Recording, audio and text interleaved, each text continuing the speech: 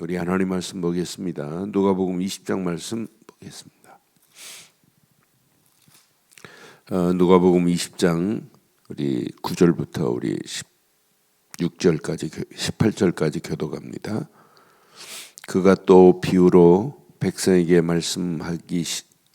말씀하시기를 시작하시니라. 한 사람이 포도원을 만들어 농부에게 새로 주고 타국에 가서 오래 있다가 때가 이름에 포도원 소출 얼마를 바치게 하려고 한 종을 농부들에게 보내니 농부들이 종을 몹시 때리고 거저 보내었거늘 다시 다른 종을 보내니 그를 몹시 때리고 능욕하고 거저 보내었거늘 다시 세 번째 종을 보내니 이 종도 상하게 하고 내쫓은지라. 포도원 주인이 이르되 어찌하여 내 사랑하는 아들을 보내리니 어찌할까 내 사랑하는 아들을 보내리니 그들이 혹 그는 존대하리라 하였더니 농부들이 그를 보고 서로 의논하여 이르되 이는 상속자니 죽이고 그 유산을 우리의 것으로 만들자 하고 포도원 밖에 내쫓아 죽였느니라. 그런즉 포도원 주인이 이 사람들을 어떻게 하겠느냐. 와서 그 농부들을 진멸하고 포도원을 다른 사람들에게 주리라 하시니 사람들이 듣고 이르되 그렇게 되지 말아지이다 하거늘 그들을 보시며 이르시되 그러면 기록된 바 건축자들의 버린 돌이 모퉁이의 머리털이 되었느니라 함이 어쩌미냐. 무릇 이 돌 위에 떨어지는 자는 깨어지겠고 이 돌이 사람 위에 떨어지면 그를 가루로 만들어 흩으리라 하시니라. 아멘. 유대인들에게 하나님은요 선택된 민족으로 먼저 선민으로 택한 건 맞아요. 근데 유대인들은 선민 자랑할 게 아니에요.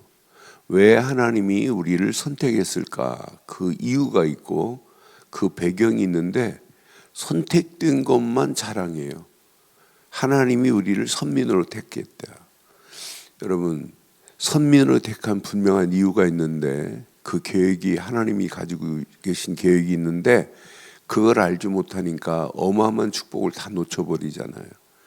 구약에 수많은 선지자들을 보내서 앞으로 메시아가 오실 거야 이렇게 수없이 말해요. 그런데 그분이 오셨는데도 불구하고 못 알아듣고 보지 못하고 그를 십자가에 달려 죽게 하시는 일에 쓰임받는 어리석은 자들 보세요. 오늘 이렇게 비유로 지금 말씀해요. 저는 20장 1절에 보니까 이 대제사장들, 대제사장들, 서기관들, 바리새인들이 예수님이 지금 하시는 그 사역을 보고도 몰라요. 그가 누군지를 몰라요. 그분만이 진리의 주인공 되시고 그분만이 생명의 빛이고 그분만이 생명의 떡이고 생명의 물 되신 이분을 몰라요. 그분만이 기다리고 기다리는 메시아인데도 몰라요. 그러면서 어리석은 자들 보세요. 지금 지금 예수님께서 20장 1절에 보니까 예수께서 성전에서 백성을 가르치시며 복음을 전하실 때 대제사장들과 서기관들이 장로들과 함께 가까이 와서 말하 이르되 당신이 무슨 권위로 이런 일을 하는지 이 권위를 준 이가 누구인지 우리에게 말하래요. 이분이 하나님으로부터 하나님이 주신 이 권위를 가지고 하시는 예수님의 사역을 보고 이 정도가 아니에요. 그보다 더 심해요. 19장 맨 마지막 절에 47절 48절에 보면 19장에 보면 예수께서 날마다 성전에서 지금 가르치세요. 가르치시는데 대제사장들이나 서기관들, 백성의 지도자들이 그를 뭐 하려고 그래요? 죽이려고 지금 꾀하고 있어요. 아니 예수님의 사역을 방해하는 정도가 아니라 어떻게 하면 저를 죽일까 이렇게 꾀하고 있잖아요. 48절 봐봐요. 백성이 다 그에게 귀를 기울여 들으므로 어찌할 방도를 지금 찾지 못하고 있을 뿐입니다. 그러니까 지금 이 시대도 마찬가지예요. 예수가 그리스도인데 이 사실만을 무기력하게 만들고 방해하고 예수 이름을 그러니까 노골적으로 지금 내놓고 3단체가 기독교 저건 무너질 거다. 저건 아무 힘도 없다. 이렇게 지금 우습게 보고 있습니다. 그 복음의 능력, 그리스도의 어마어마한 비밀, 그리스도의 어마어마한 권위, 그분이 아니면 돌 위에 돌 하나 남지 않도록 하나님이 진멸해 버리는데 그날이 언젠가는 와요. 그래서 오늘 꼭 기억하세요. 이 비유는 잘 아시는 메시지니까 종들을 보내서 3명이나 종들을 보냈더니 다 내어 쫓아요. 세를 안 줍니다. 나중에는 상속자를 보내면 어찌할까? 그 아들 예수를 보내는 거예요. 그런데 이를 포도원 밖에 죽이는 그게 십자가 사건 아니겠어요? 그럼 결국 그분을 십자가에 못 박힌 이들 봐요. 자, 오늘 이 16절에 보니까 와서 그 농부들을 뭐 하겠다고 그래요? 진멸하고 포도원을 다른 사람에게 주리니 이게 이방 선교의 축복의 문입니다. 지금 유대인들은요 선택된 민족으로 택함 받아놓고도 이 어마어마한 포도원의 비밀, 포도원의 축복을 다 놓쳤어요. 이게 이방인에게 넘어가는 거예요. 저는 그래서 진짜 우리가 이 바른 복음을 받고 이 복음을 온 땅에 하나님이 원하시는 포도원으로 만들지 않으면 안 되겠구나. 하나님 나라를 확장하는 일에 쓰임받는 것이 이게 축복 중에 축복이구나. 저는 이 말씀 앞에 농부들을 진멸하고 포도원을 다른 사람에게 주리라 하시니 이 사람이 듣고 이르되 그렇게 되지 말지어다 하거늘 17절 보세요.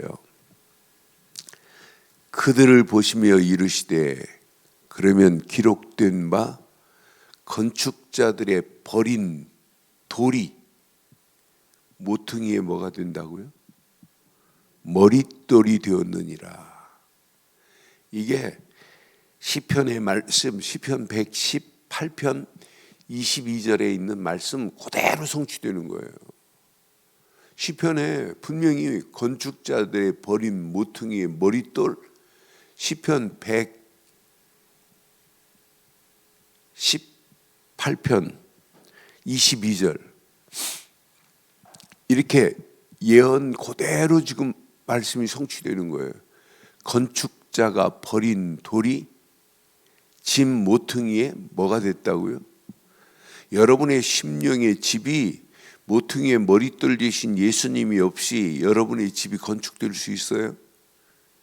여러분의 가정이 아무리 대들보를 잘 놓고 어마어마한 궁궐처럼 집을 졌다 할지라도 그리스도가 머릿돌 되시는 그리스도가 주인이 안 되면 그 집은 영적으로 보면 사실은 집이 아니에요. 그렇잖아요. 집이 쓰러지는 오목집이라 할지라도 그 집이 진짜 모퉁이에 머릿돌 되시는 예수님이 주인 된다? 그게 축복 아니겠어요? 그래서 우리 인생에 가슴에 꼭 새기세요.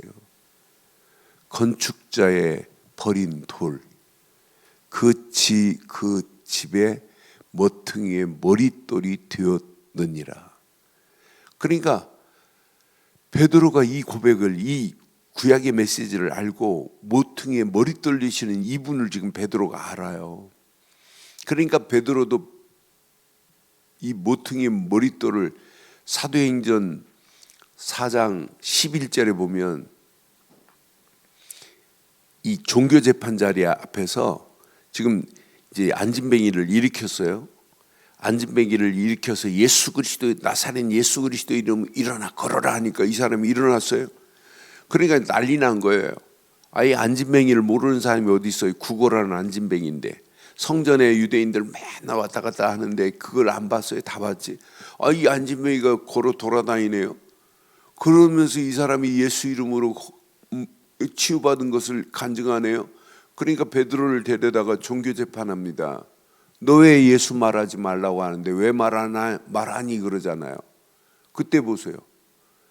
분명히 이 예수는 누구라고요? 너희 건축자들의 버린 돌로서 짐 모퉁이에 뭐가 됐다고요? 머릿돌이 되었느니라 그랬어요. 짐 모퉁이의 머릿돌은 오직 그리스도뿐인 줄 확신합니다.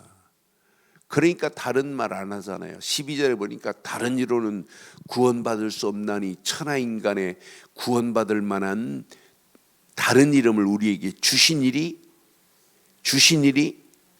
없다고 분명히 말하잖아요. 그러니까 모퉁이에 머릿돌 되신 예수, 그분이 우리 인생의 모든 문제 끝냈습니다.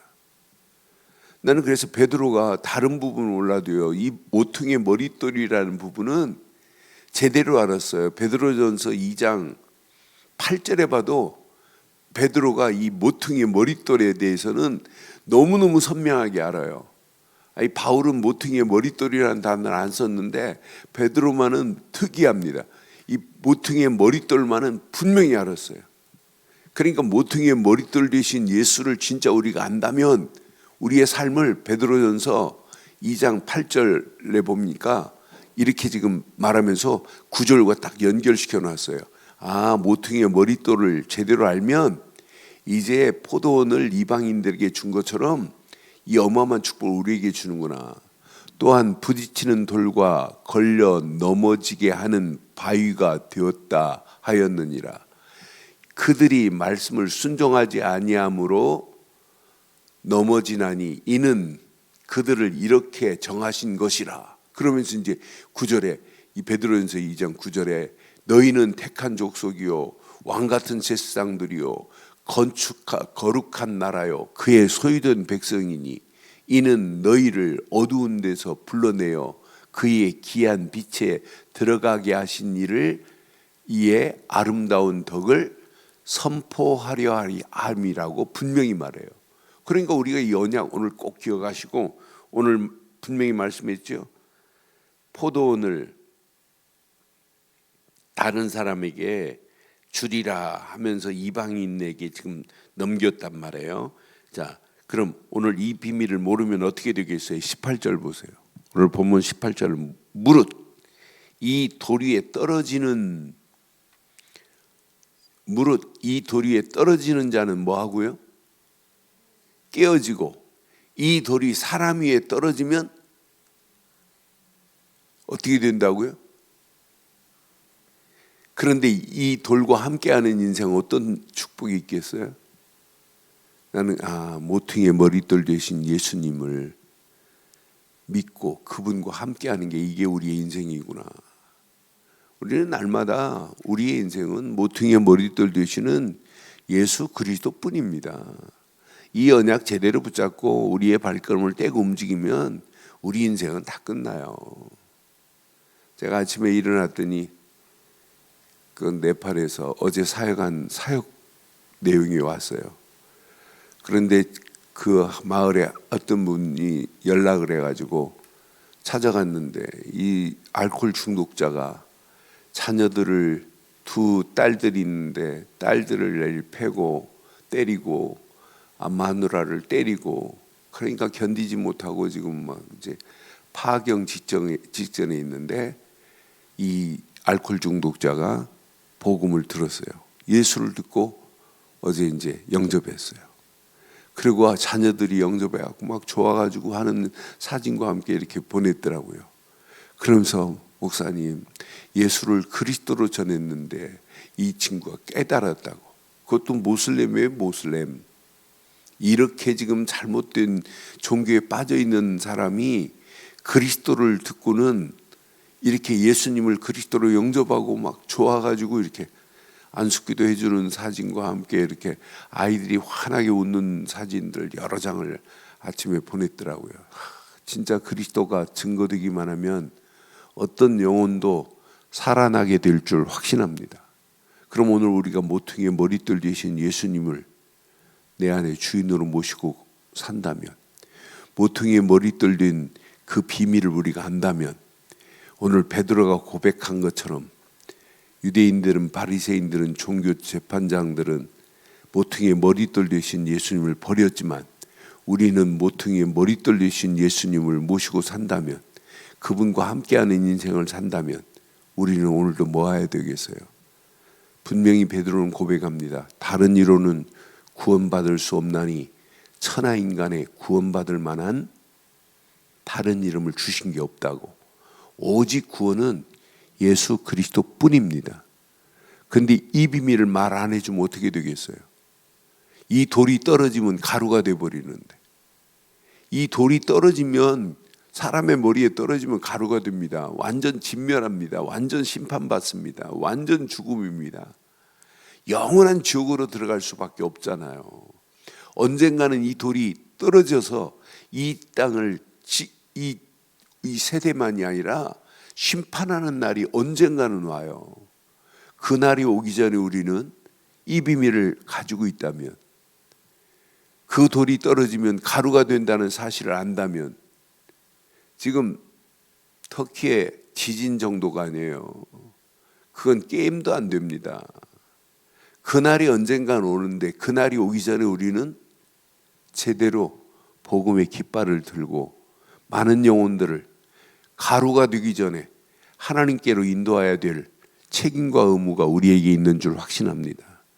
오늘 분명히 보세요. 유대인들은 선민만 자랑하고 있다가 그분을 알아보지도 못하고, 그분을 알아보지 못하니까 이 어마어마한 축복을 다 놓쳐버렸어요.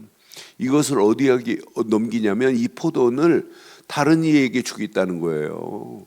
그게 이방 선교의 축복의 문이 지금 들어와서 전 세계, 제가 봐도 제가 다니는 나라 중에 우리 민족처럼 어떻게 하면 복음 전할까라고 하는 민족이 전 세계에서 없어요. 유일합니다. 나는 그래서 진짜 대한민국은 하나님이, 그러니까 이 스위스 로잔대에서 1998년도인가 스위스 로잔대에서, 우리는 말도 안 했어요. 기독교 지도자들이 모여서 스위스 로잔에서 대회할 때, 대한민국은 마지막 때 이 시대를 살릴 수 있는 모판이다, 이런 표현이에요. 모판. 모를 심을 때 이렇게 판을 만들어 놓고 그 뿌린 다음에 이걸 뽑아가지고 하나하나 이렇게 심잖아요. 한 다 3개, 5개씩 이렇게 뽕뽕 심잖아요. 모판과 같다, 이런 표현을 했어요. 나는 그래서 신기하다. 우리처럼 어떻게 하면 선교할까? 지금 2만 명에서 2만 2천 명, 어려운데도 선교사는 계속 파송해요. 이런 민족이 없다니까요. 어떻게 하면 선교를 도울까? 어떻게 하면 선교사들을 제대로 도와서 선교할까? 이런 가슴 가진 민족이 없어요. 나는 그래서 진짜 대한민국은 대단하다. 절대로 저는 망하지 않을 나라인 줄 확신합니다. 하나님께서 이미 포도원을 우리에게 지금 맡겼는데, 이 포도원을 맡겼는데, 포도원 주인이 언젠가는 계산하는 그날이 언젠가는 와요. 그날에 우리는 착하고 충성된 종아, 이렇게 칭찬받는 그런 자리에 거하기를 바랍니다. 어제 월요일 아침에 열 문화를 남긴 자처럼, 한 문화를 가지고 10문화를 남겨가지고 10고울 권세를 받은 자가 있고, 어떤 사람은 한 문화를 가지고 5문화를 남겨가지고 5고울을 받았고, 한 문화를 가진 자가 어떤 사람은 수건에 쌓아두었다가 주인이 계산하는 날에 한 문화 가지고 나온 이 사람 빼앗긴 거 봤지요? 슬피 울며 이를 갈 수밖에 없는 자리로 들어가는 날 와요. 우리에게 포도원을 맡겼다는 사실을 가슴에 새기기를 바랍니다. 그럼 포도원을 여러분 관리할 책임과 의무가 우리에게 있어요. 그래서 포도원을 관리하려고 하니까 망대도 세워야 되고 또 파수꾼도 세워야 되고, 그래서 하나님 나라 포도원을 우리를 확장시키는 일에 빼앗기면 안 되잖아요. 어떤 면이 교회가 포도원입니다. 교회가 진짜 많은 영혼들이 들어와서 복음 듣고, 많은 영혼들이 새 생명을 얻고, 많은 영혼들이 하나님께 영광 돌려야 돼요. 그래서 오늘도 이 포도원을 우리는 더 풍성하게 만들기 위해서 여우가 지금 살아있는 울타리로 들어오려고 가진 괴계를 부리고 있어요. 어떻게 하면 교회를 넘어뜨리고, 어떻게 하면 믿는 자들을 넘어뜨리고, 어떻게 하면 저들을 해야 할까? 가진 괴계를 부린다 할지라도 우리는 절대로 넘어지지 않을 줄 확신합니다. 망대를 바르게 세우세요. 복음의 망대를, 말씀의 망대를 바로 세우고 계세요. 기도의 망대를 바로 세우고 계세요. 그러면서 하나님이 주신 기도와 복음과 말씀과 기도의 망대가 딱 세팅이 되면 전도하라, 선교하라가 아니에요. 전도하고 선교하고 많은 영혼들에게 이 비밀을 말해서 하나님의 포도원을 더 풍성하고 더 풍성의 아름다운 열매들이 맺혀지는 포도원을 가꾸는 저와 여러분들 되시기를 주의 이름으로 축원합니다. 전능하신 하나님 은혜에 감사합니다. 이 아침도 주신 귀한 메시지가 우리 가슴에 찰박힌 목과 같이 박히게 하셔서 평생 언약 안에서 당당하게 승리할 수 있도록 인도해 주옵소서. 포도원을 빼앗긴 어리석은 자들을 발견하게 하시고 포도원을 다른 사람에게 주리라 하신 말씀 그대로 이 포도원을 우리에게 맡긴 그 사실을 믿습니다. 오늘도 포도원을 관리하고 포도원을 풍성하게 할 책임과 의무를 다하게 하시고 이 비밀을 가지고 오늘도 모퉁이의 머릿돌 대신 예수를 그리스도로 증거하기에 부족함이 없는 축복의 한날이 되게 하옵소서. 지금은 우리 주 예수 그리스도의 크신 은혜와 하나님의 무한하신 사랑과 성령님의 내주 인도 역사 충만하신 은혜가 예수 그리스도 안에서 그 이름을 높이고 달려가는 심령 머리 위에 가정, 사업, 직장, 자녀들 위해 언약 붙잡은 우리 늘 좋은 교회 위에 지금부터 영원토록 함께 있을지어다. 아멘.